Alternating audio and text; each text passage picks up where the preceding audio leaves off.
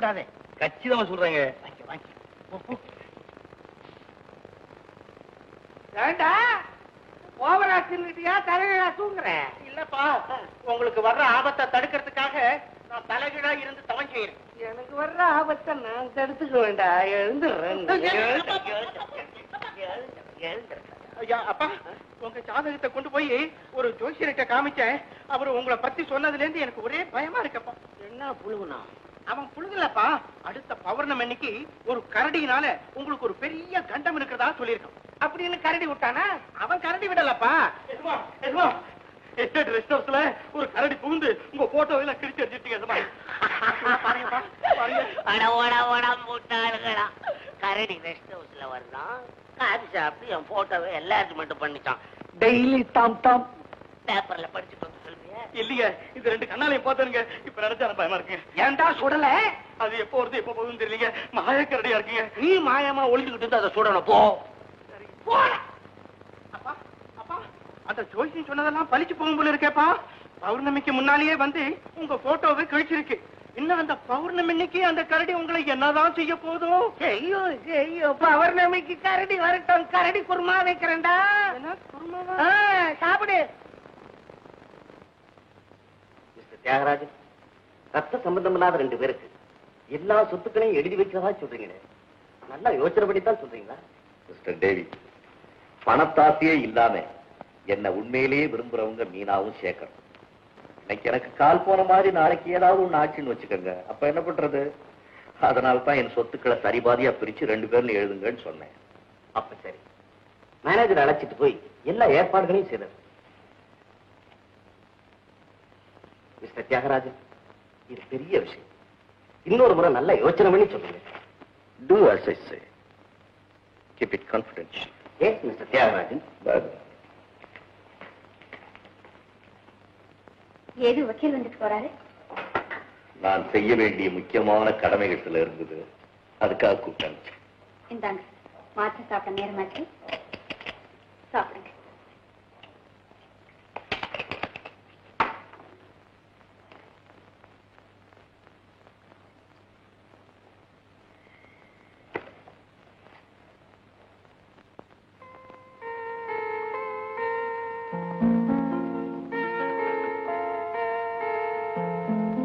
மீனை பாக்குறேன். இந்த சகுந்தர படத்தை யார் எழுதுனது? நான் தான் எழுதுனேன். ஏன் சந்தேகமா இருக்கா? உன்னை இதே மாதிரி எழுதி காமிக்கிறேன், பாக்குறியா? கல்லெல்லாம் மாணிக்க கல்லாகுமா, கலையெல்லாம் கண்கள் சொல்லும் கலையாகுமா?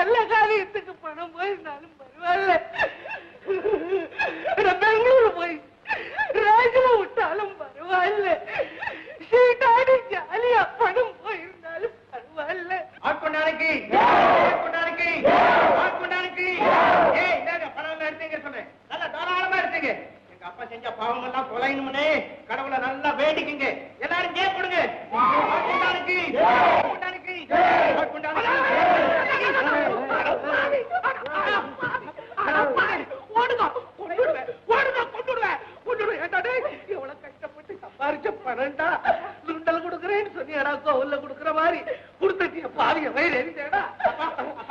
இப்ப அவங்க முகத்தெல்லாம் பாருங்கப்பா, எவ்வளவு சந்தோஷமா சிரிச்ச முகத்தோட இருக்காங்க. உங்க பாவம் எல்லாம் தொலைன்னு தானேப்பா. என் பாவம் தொலை புண்ணிய செஞ்சவனுக்கு கொடுத்தாலும் பிரயோஜனம் உண்டு. பாவா மக்களுக்கே கொடுக்குறியே. நீ ஓடுறா அப்பா, ஓடுற அப்பா, அப்பா நீங்களும் தான் நினைக்கப்பா. ஓடிங்க ஓடிங்க.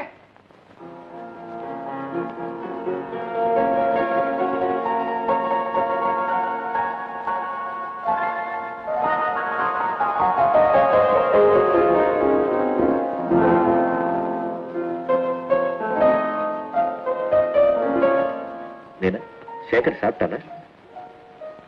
சாப்பிட்டாருன்னு நினைக்கிறேன், நான் கவனிக்கிறேன். என்ன மீனா இப்படி சொல்றேன்? சேகர் பாவம், சதா அவன் காதலியை நினைச்சே வருத்தப்பட்டு இருக்கான். இந்த நேரத்துல நீதானே அவனை கவனிச்சு ஆறுதல் சொல்லணும். சார், ஓ இன்னைக்கு ஆடிட்டர் விட்டு கல்யாணம் இல்ல?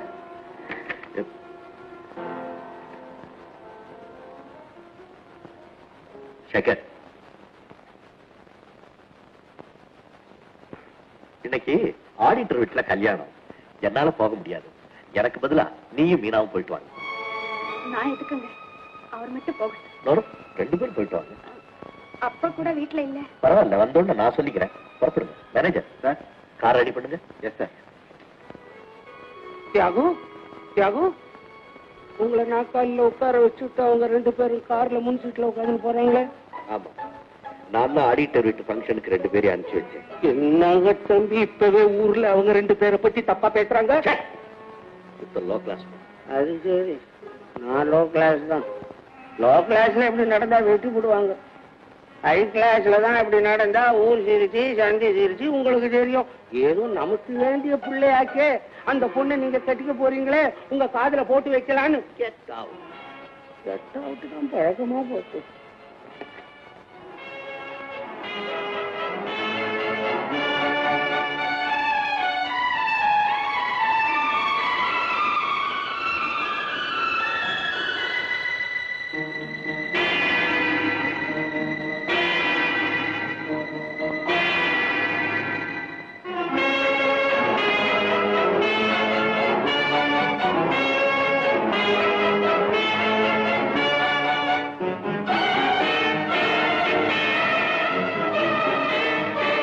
லோ கிளாஸ்ல இப்படி நடந்தா உடனே வெட்டி போடுவாங்க. ஹை கிளாஸ்ல இப்படி நடந்தாதான் ஊர் சிரிச்சு சந்தி சிரிச்சு அப்புறம் தான் உங்களுக்கு தெரியும்.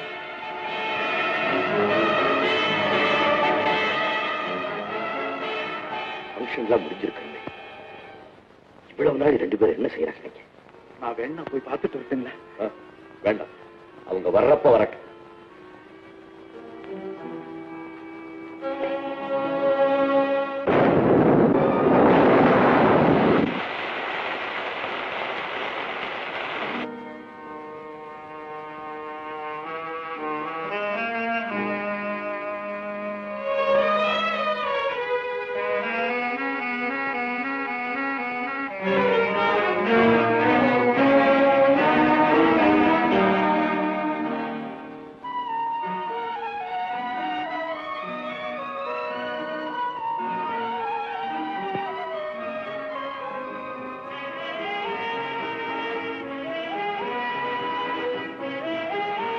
கார் என்னாச்சு? கார் வழியில ரிப்பேர் ஆயிடுச்சு, அதான் நடந்து வந்தோம்.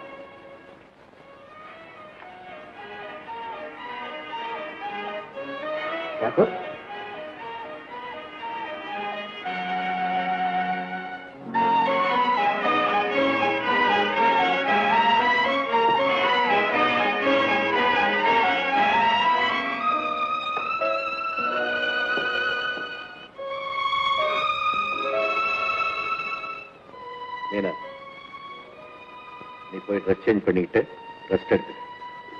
உங்களுக்கு மருந்து கொடுக்கணுமே. பரவாயில்ல, வேலைக்காரன் இருக்காங்க. இப்போ மீனா, நமக்கு வெறும் நிச்சயதார்த்தம் தான் ஆயிருக்கு. இன்னும் நீ முத்தையா பிள்ளையோட மகதான், எனக்கு மனைவி ஆகல.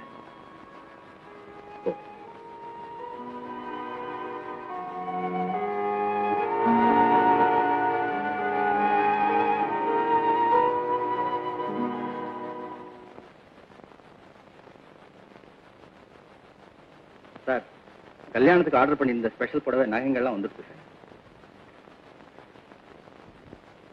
புடவை வந்துருச்சு. கல்யாணம்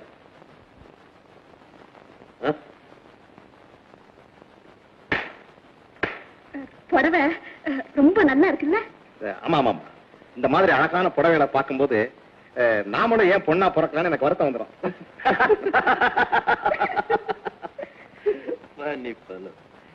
மீனா, இன்னைக்கு வெள்ளிக்கிழமை, அந்த புடவையை கட்டிக்கிட்டு இந்த நகையெல்லாம் போட்டுட்டோ பார்க்கலாம்.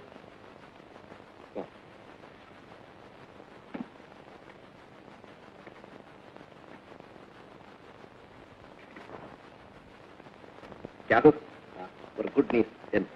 பெரிய டாக்டர்கள் ஒரு ரத்தத்தை பரிசோதிச்சு பார்த்ததுல இன்னும் ஒரு மாதத்துக்குள்ள உன்னுடைய கால்களுக்கு பலம் வரும்னு சொல்லியிருக்காரு. I hope so. டெஃபினெட்லி. நாங்க 2 பேரும் தான் டாக்டர்கிட்ட டிஸ்கஸ் பண்ணோம். இங்க பாருங்க. Yes sir. Not bad.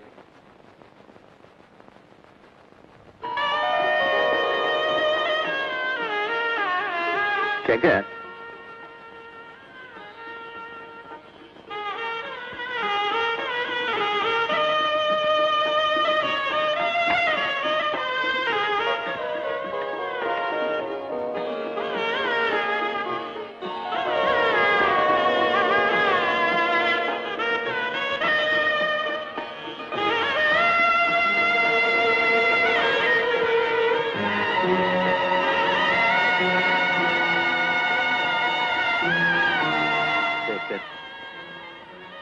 Checker. Checker!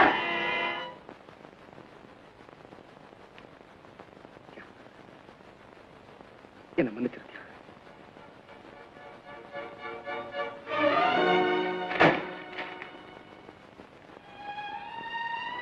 வீணா, கொஞ்சம் தண்ணி கொண்ட.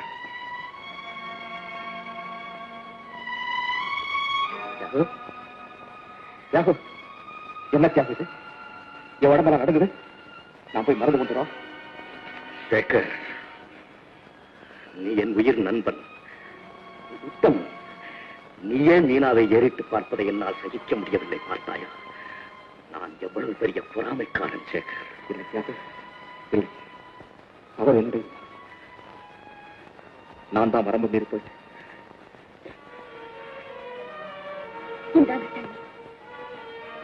தண்ணீரால் தணியக்கூடிய வெப்பம் அல்ல மீனா இது, கண்ணீரால் கழுவ வேண்டிய வெப்பம். நீங்க என்ன சொல்றீங்க? மீனா, திருமணம் என்ற எதிர்காலத்தை நீ எட்டி பார்க்கணும். உனக்கு வரப்போகும் கணவனின் கடந்த கால வாழ்க்கையை நீ தெரிந்து கொள்ள வேண்டாமா? என்னை என் அறைக்கு அழைத்து போ.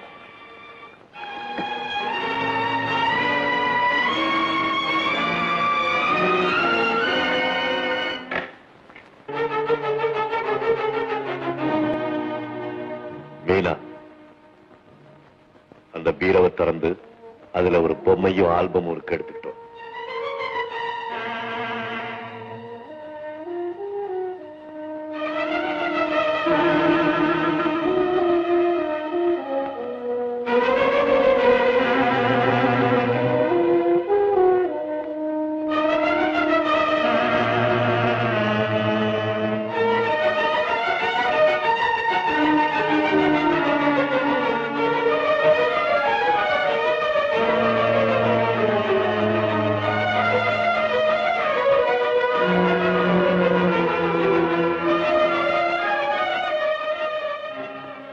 மீனா, நான் இவ்வளவு கோபக்காரனாக இருப்பேன் என்று நீ எதிர்பார்த்திருக்க மாட்டாய்.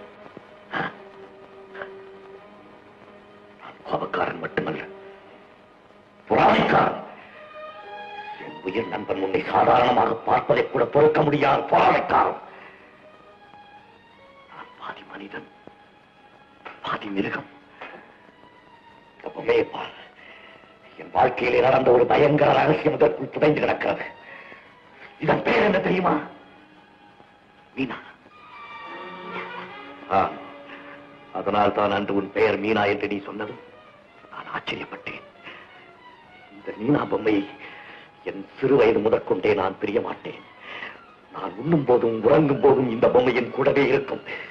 இதை யாரும் தொடவும் நான் சம்மதிக்க மாட்டேன். அது மட்டுமல்ல, இன்று எப்படி சேகர் என் உயிருக்குயிரான நண்பனாக இருக்கிறானோ அதைப் போல் அன்று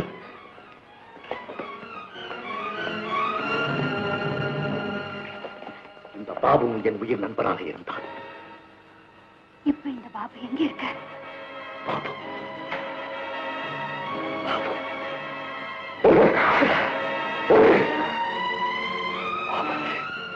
இறந்து விட்டான். இறந்து விட்டான். என் பாபு, என் நண்பன் இறந்த விதமே ஒரு பயங்கரம். அப்படியா? ஆமா. இன்று எப்படி உனக்கும் சேகருக்கும் இடையே என் வாழ்வு ஊசலாடுகிறதோ அதுபோல் அன்று நான் என் பொழுதை பாபுவுடனும் மீரா பொம்மையுடனும் கழித்து வந்தேன்.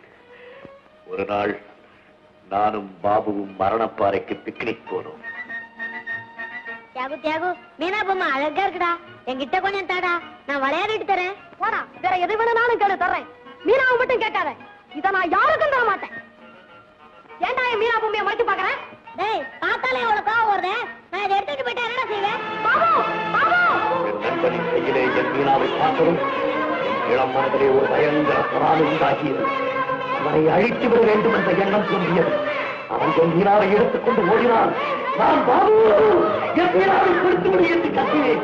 அவன் சிரித்துக் கொண்டே ஓடினான். நான் விடாமல் அவனை துரத்தினேன். முடிவில் அவனை பிடித்து அடித்து கீழே தள்ளினேன். அவன் ஓடிவிட்டான். டேய் தியாகு, நான் போசேட்டு வந்துட்டேன்டா, என்ன காப்பாத்துறா. முதல்ல என் பொம்மையை கொடு. நான் மீனாவை கையிலே எடுத்துக்கொண்டு சிரித்தேன். என் ஆத்மன் தீர்வாய் சிரித்தேன்.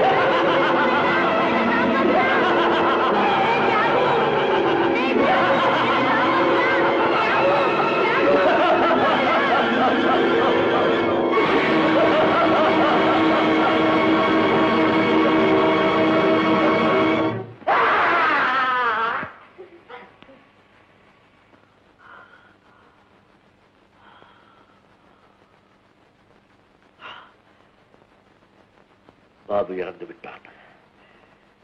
சட்டம் என்னை கைது செய்தது. சில ஆண்டு காலம் போலீசார் என்னை சிறுவர் சீர்திருத்த பள்ளியில் அடைத்து வைத்திருந்தனர். நான் வெளிநாட்டுக்கு படிக்கப் போயிருக்கிறேன் என்று சொல்லி என் பெற்றோர்கள் இந்த விஷயத்தை மறைத்து வைத்து விட்டனர். இதுவரை இந்த சம்பவம் யாருக்குமே தெரியாது. ஆனால் மீனா, நான் உன்னை காதலிக்கிறேன். என்னை மணந்து கொள்ளப் போகும் உனக்கு இந்த விஷயம் நிச்சயம் தெரிந்திருக்க வேண்டும். நான் ஒரு குற்றவாளி, நான் ஒரு கொலைகாரன் மீனா. அப்படி சொல்லாதீங்க. இன்று சேகர் உன்னை பார்த்தபோது கடந்த காலம் திரும்பி வந்து நிகழ்காலத்தில் பாய்வது போல் எனக்கு ஒரு பிரமை ஏற்பட்டது. உங்கள் விஷயத்தில் அப்படி இல்லை. சேகர் நல்லவன். அவன் இன்னும் வானம்பாடி ஞாபகமாகவே இருக்கிறான். நீ உத்தமி, சத்தியவதி. சரி, போய் ஓய்வெடுத்துக்கொள். இது நாள் வரை படிப்பில் இருக்கும் அக்கறையால் தான் நீங்கள் என்னை கவனிக்கவில்லை என்று இருந்தேன்.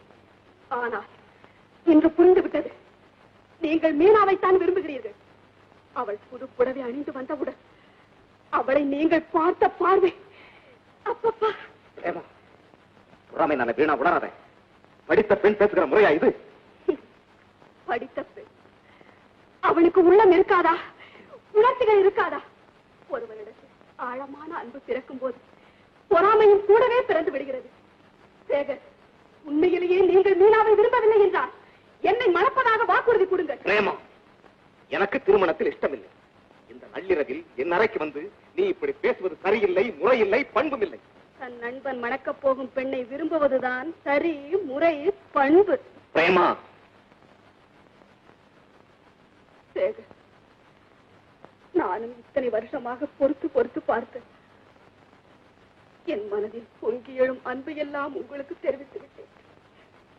ஆனால் நீங்கள் தான் என்னை மதிப்பதில்லை, என் பக்கம் திரும்புவதும் இல்லை. பிரேமா, தயவு செய்து நடத்த விட்டு போயிடு. என்னை சித்திரவதை செய்யாத. போ பிரேமா.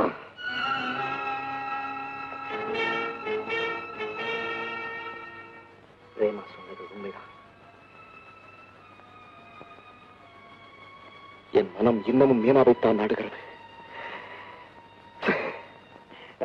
இன்று சேகர் உன்னை பார்த்தபோது கடந்த காலம் திரும்பி வந்து நிகழ்காலத்தில் பாய்வது போல் எனக்கு ஒரு பிரமை ஏற்பட்டது.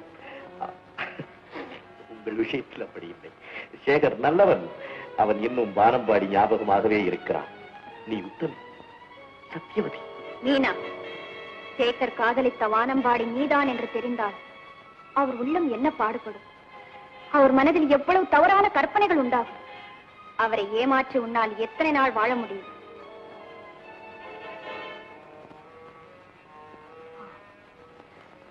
உண்மையை சொல்லிவிட வேண்டும். அவரிடம் உண்மையை சொல்லிவிட வேண்டும்.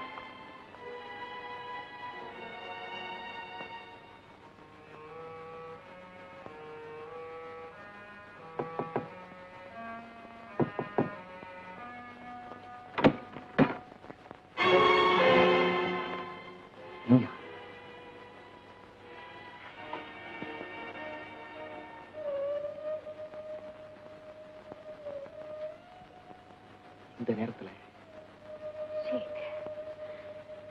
இனிமேல் என்னால் பிறக்கவே முடியாது. மீனா, இந்த புடவையில அழக கண்டதும் அணை போட்டு தடுத்து வைத்திருந்த ஆசை வெள்ளம் கரை புரண்டு விட்டது. மீனா, சூறாவளி வீசும்போது பண்பாடு, நேர்மை, நன்றி எல்லா உணர்ச்சிகளுமே மறைந்து விடுவா சேகர். என்னை மன்னித்து விடு மீனா, என்னை மன்னித்து விடு. என் மனதை வைத்து உன்னை மதிப்பிட்டு விட்டேன். நான் என்ன செய்வது மீனா? உன்னை மறக்க நான் எவ்வளவோ முயற்சி செய்து கொண்டிருக்கேன். உண்மையை மறைத்து வாழ்பவர்களுக்கு என்றுமே அமைதி கிடையாது. சேகர், நான் அவரிடம் உண்மையை கூறிவிடப் போகிறேன். மீனா, அப்படியானால் ஆரம்பத்திலேயே உண்மையை கூறியிருக்க வேண்டும்.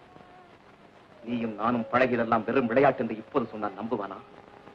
உன்னை வெறுப்பான், என்னை வெறுப்பான், பிறகு தன்னை வெறுப்பான், தற்கொலைக்கு கூட தயாராகி விடுவான். ஐயோ, உண்மையை மறைத்து எத்தனை நாளைக்கு வாழ்வது? அது அவருக்கு செய்யும் துரோகம் அல்லவா? உண்மையை சொல்லலாம், ஆனால் காலம் அறிந்து சொல்ல வேண்டும். எனக்கு ஒன்றுமே புரியவில்லை. உங்கள் மீது எனக்கு எந்த உரிமையும் கிடையாது. ஆனா உங்களுக்கு நான் ஒன்று சொல்லலாமா? என்ன மீது? பெண் மனம் பெண்ணுக்குத்தான் தெரியும். பிரேமா உங்களை மிகவும் நேசிக்கிறாள். நீங்கள் அவளை மணந்து கொள்ள வேண்டும். உங்கள் நண்பரும் நானும் அதைத்தான் விரும்புகிறோம். நீ எனக்கு பெண் பார்க்க வேடிக்கையா இல்லை?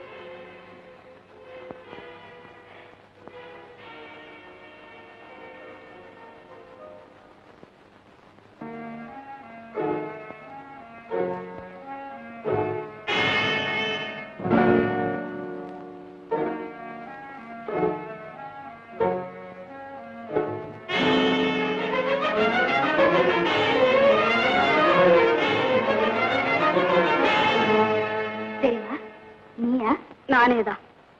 வேண்டுமென்றே மற்றவர்களின் நடவடிக்கைகளை வேவு பார்க்கும் பழக்கம் எனக்கு இல்லை. மீனா அலங்கார உடையிலே அழகு அசைந்தாட நடுராத்திரியில எங்கிருந்து வருகிறாள்? எல்லாவற்றையும் கவனித்துக் கொண்டிருந்த உனக்கு இதை நான் வேறு சொல்ல வேண்டுமா? இத்தனை வருஷ காலம் சேகருடன் காலேஜில் படித்து பழகியிருக்கிறேன். ஆனால் என்னால் சாதிக்க முடியாத விஷயத்தை நீ சில நாட்களில் சாதித்து விட்டாய். மீனா, இது எவ்வளவு நாளாக நடக்கிறது? இந்த துரோகம் எவ்வளவு நாளாக நடக்கிறது? பிரேமா, நீ என்னை தவறாக நினைத்து விட்டாய்.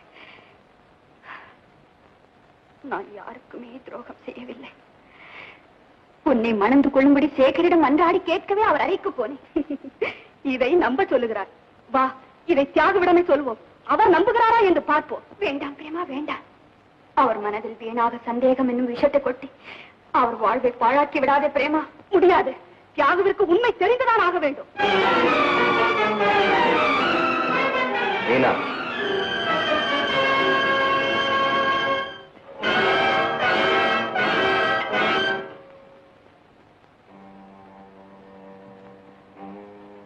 எதை பத்தி 2 பேரும் சத்தம் போட்டு பேசிட்டு இருக்கீங்க? பிரேமா, என்ன உங்களிடம் மறைப்பானே?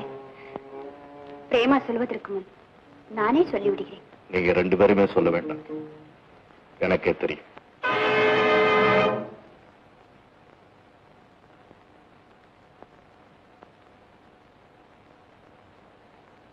நீங்க 2 பேரும் சண்டை போட்டது இந்த புடவை பத்தி தானே?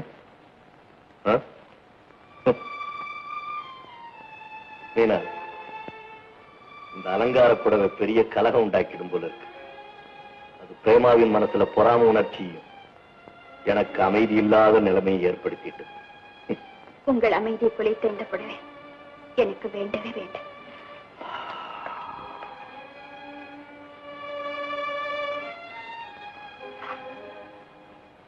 பிரேமா, காபி சாப்பிடுமா? அது ஒண்ணுதான் குறைச்சது. ஏன் ஒரு மாதிரியா இருக்க? முதலாளிக்கு உடம்புக்கு சரியில்லையா? அவர் உடம்புல எப்படி இருந்தா என்ன? உன் தங்கை என்னமோ ரொம்ப சந்தோஷமா தான் இருக்கா. ஆசைக்கு ஒரு ஆளு, ஆசைக்கு ஒரு ஆளுன்னு பிடிச்சிருக்கா.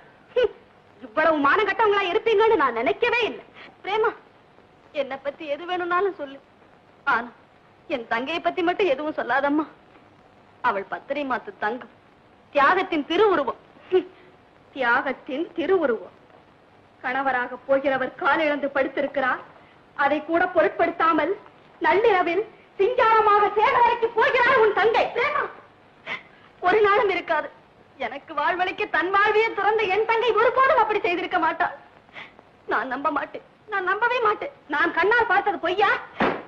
பிரேமா, கண்ணால் பார்ப்பதும் பொய், காதால் கேட்பதும் பொய், தீர விசாரிப்பதே உண்மை. அன்னமிட்ட வீட்டிலேயே கண்ணமிடுபவர்கள் நீயும் உன் தங்கையும். தியாகுதான் அவள் மேல் உயிரையே வைத்திருக்கிறாரே. நான் விரும்பும் சேகரை என்னிடமிருந்து ஏன் பிரிக்க பார்க்கிறார்? பிரேமா, நானும் மீனாவும் சாதாரண கணக்கு பிள்ளையின் பெண்கள் தான். ஆனா உள்ளத்து உறுதியிலும் நேர்மையிலும் நாங்கள் யாருக்கும் குறைந்தவர்கள் இல்லை. நான் இப்பொழுதே போய் என் சகோதரியை கேட்கிறேன். நீ சொல்வது மட்டும் உண்மையா இருந்தா அவளை அங்கேயே கொண்டு விடுகிறேன். ஐயா, மீனா எங்கடா? அவங்க அக்கா வந்திருக்காங்க, பேசிக்கிட்டு இருக்காங்க. கூட்டிட்டு வரட்டுங்களா? வேண்டாம் வேண்டாம், நீ போ. மீனா, உண்மை சொல்லு. நான் உன் கூட பிறந்த சகோதரி, என்கிட்ட உண்மை மறைக்காது. நான் ஏன் உன்கிட்ட உண்மை மறைக்கிறேன்? நேத்து நடுராத்திரியில நான் சேகர் அறைக்கு போனது உண்மைதான். என்ன, இதெல்லாம் முதலாளிக்கு தெரியுமா? அக்கா, அவருக்கு தெரியாது, தெரியவும் கூடாது.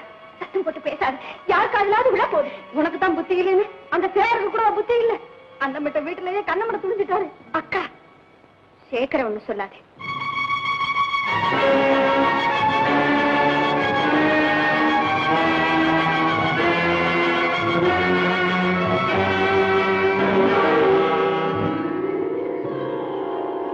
தன்னலமில்லாத இரு கலவிகள், என் இரு கண்கள் என்று நான் போற்றிய சேகர் மீனா இருவருமே எனக்கு துரோகம் புரிவார்களா? இருக்காது, இருக்காது. அப்படியானால் மீனா நள்ளிரவில் ஏன் சேகர் அணைக்கு போக வேண்டும்? சொந்த சகோதரியிடம் மீனாவை ஒத்துக்கொள்ளும் போது அதைவிட என்ன சாட்சியம் வேண்டும்? சேகர், என்ன 2 பேரும் தனியா நின்னு பேசிட்டு இருக்கீங்க? தூக்க வரல, வீட்டை சுத்தி பார்க்கலான்னு வந்தேன். வீட்டை சுத்தி பார்க்க வந்தியா? கூட என்ன கூப்பிட்டு இருக்க கூடாது? சேகர் எதுக்காக தொந்தரவு செய்யற? நான் அவரை கூப்பிடல. அது சரி, நான் லோ கிளாஸ் தான். லோ கிளாஸ்ல எப்படி நடந்தா வெட்டி போடுவாங்க. ஹை கிளாஸ்ல தான் இப்படி நடந்தா ஊர் சிரிச்சு சண்டை சிரிச்சு உங்களுக்கு தெரியும்.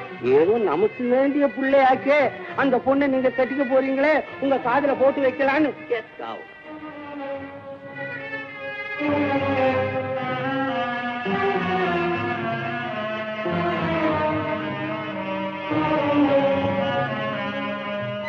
ஆண்டவா,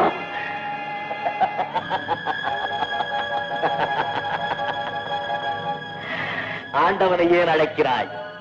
கோழையை போல் ஏன் அழுகிறாய்? உன் கால்களைத்தான் இழந்து விட்டாய், கைகளை இழக்கவில்லையே. என்னை பார், உன் உள்ளத்தின் ஒரு பகுதியை பார். நீ வெகு நாட்களாக அழிக்க நினைக்கும் அந்த மிருகப் பகுதியை பார். தெரியவில்லையா? நான் தான் அன்று பாபுவை புதைசேற்றில் தள்ளினாயே, அதற்கு உன்னை தூண்டிவிட்டவன் நான் தான். உன் பணத்தால் பலருக்கு வாழ்வளித்தாய், பல ஏழைகளின் கண்ணீரை துடைத்தாய், உன்னை கொல்ல வந்த பக்கிரியை மன்னித்தாய், சேகருக்கு ரத்தம் கொடுத்தாய். எதற்காக? என்னை வென்று மனித உருவிலே நீ தேவனாக வேண்டும் என்ற ஆசையா? முடியாது, என்னை வெல்ல யாராலும் முடியாது. உன் உடலை நிழல் தொடர்வது போல் உன் உள்ளத்தை நான் தொடர்ந்து கொண்டே இருப்பேன். உன்னிடமிருந்து எனக்கு விடுதலே கிடையாதா? கிடையாது. அறியா பருவத்தில் உன் மனதிலே நான் தோன்றி உன்னை கொலைகாரனாக்கினேன். பிறகு இவ்வளவு நாள் உறங்கி கிடந்தேன். இப்போது விழித்து விட்டேன். உன் நண்பரை வாழ வைக்க நீ ஆசைப்பட்டாயே, அதன் முடிவென்ன? அவன் நாகப்பாம்பாகிவிட்டான். அந்த பாம்பை நசுக்க வேண்டாமா? நீ கொடுத்த பாலை உறிஞ்சிவிட்டு உன்னையே கடிக்க படம் எடுத்திருக்கும் அந்த விஷப்பாம்பை புசுக்க வேண்டாமா?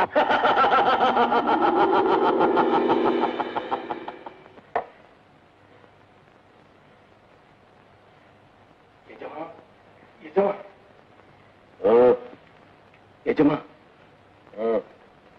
ஒரு பெரிய தப்பு நடந்து போச்சு எஜமா. என்ன? நம்ம எஸ்டேட் தொழிலாளி தங்கிலே ரங்கன மரணப்பாறையிலிருந்து தள்ளி கொலை செய்துட்டாங்க எஜமா.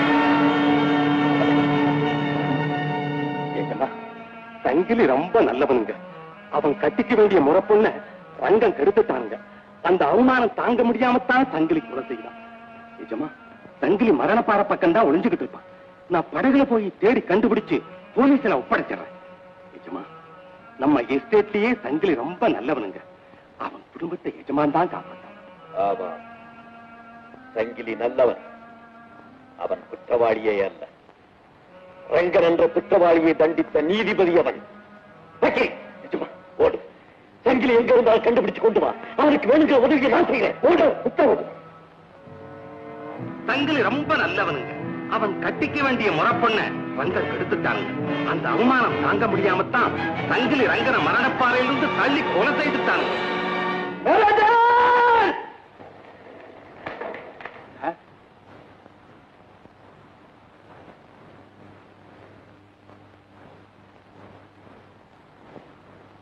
நாளைக்கு மரணப்பாறையில பிக்னிக் அரேஞ்ச் பண்ணுங்க. உங்களுக்கு உடல்நிலை சரியில்லாத இந்த நிலையில